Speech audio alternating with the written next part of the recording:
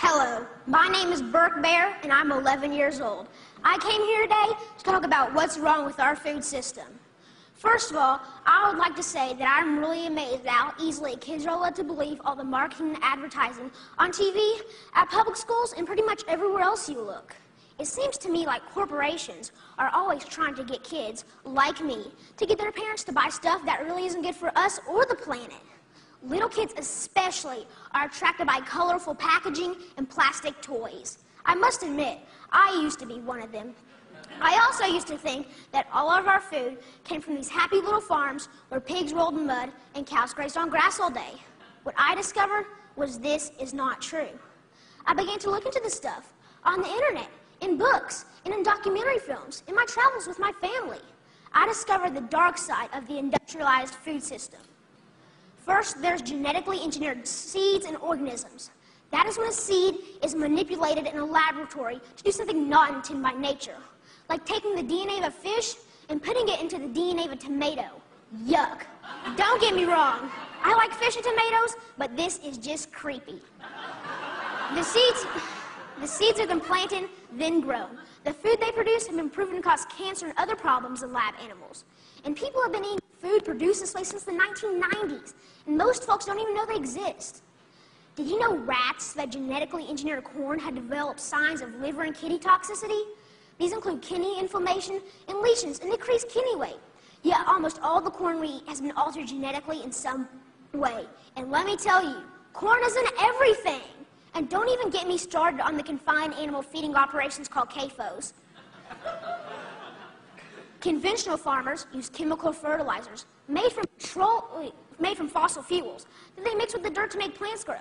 They do this because they've stripped the soil from all nutrients from growing the same crop over and over again.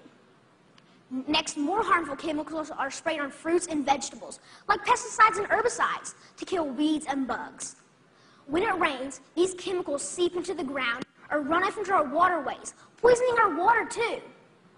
Then they irradiate our food, trying to make it last longer, so it can travel thousands of miles from where it's grown to the supermarkets. So I asked myself, how can I change? How can I change these things? This is what I found out. I discovered that there's a movement for a better way. Now, a while back, I wanted to be an NFL football player. I decided that I'd rather be an organic farmer instead. That way...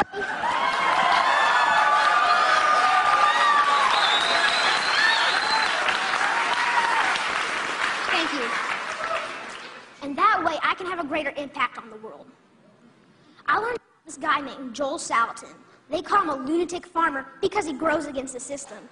Since I'm homeschooled, I went to go hear him speak one day.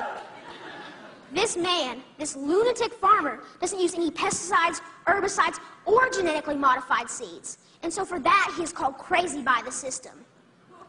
I want you to know that we can all make a difference by making different choices, by buying our food directly from local farmers or neighbors who we know in real life. Some people say organic or local food is more expensive, but is it really?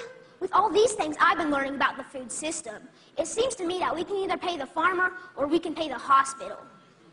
I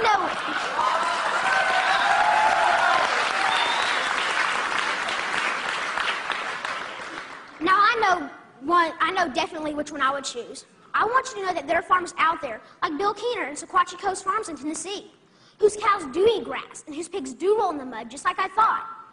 Sometimes I go to Bill's farm and volunteer so I can see up close and personal where the meat I eat comes from. I want you to know that I believe kids will eat fresh vegetables and good food if they know more about it and where it really comes from. I want you to know that there are farmers markets in every community popping up. I want you to know that me and my brother and sister actually like eating baked kale chips. I try to share this everywhere I go. Not too long ago, my uncle said that he offered my 6-year-old cousin cereal. He asked if he wanted organic toasted O's or the sugar-coated flakes. You know, the one with the big striped cartoon character on the front. My little cousin told his dad that he would rather have the organic toasted O cereal because Burke said he shouldn't eat sparkly cereal. And that, my friends, is how we can make a difference, one kid at a time. So next time you're at the grocery store, think local. Choose organic, know your farm, and know your food. Thank you.